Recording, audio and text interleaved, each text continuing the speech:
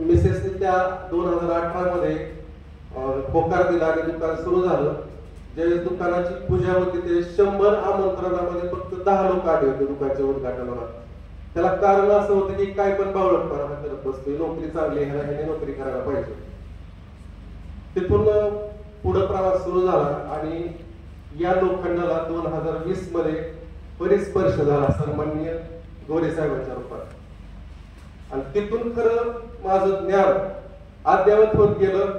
साहेबांचे व्हिडिओ बघू बघू मी प्रयोग आणखी चालू केले आणि त्या भागामध्ये भोसले सरांना पण माहित असेल, साहेबांच्या पण कानावर काही गोष्टी आलेल्या आहेत की एकदम चांगल्या पद्धतीनं शेतकरी बांधवांना सुंदर पद्धतीचं चांगल्या टनेज मध्ये, चांगल्या रेट मध्ये क्वालिटीचं उत्पन्न गेली 6 वर्ष झालं माऊली कृषी सेवा केंद्राच्या माध्यमातून मी आणि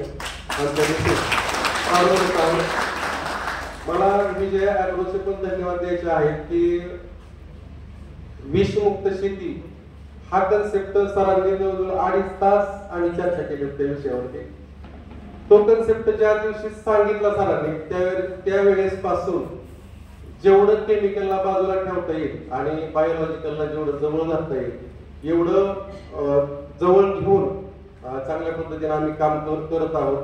जे विजय ॲग्रोने विजन घेतलेले आहे त्या विजन बरोबर 100% आम्ही सर्व वितरक बंधू आहोत याची ग्वाही देतो. आणि माझं दैवत सन्माननीय गोरे सरांना सुद्धा धन्यवाद देतो की त्यांच्यामुळं मी आज माणसामध्ये आहे. म्हणजे आर्थिक अडचणीतून माणूस बाहेर आला तरच माणसात येतो, अन्यथा माणसाला किंमत नसते, स्पष्ट सांगायचं म्हणलं.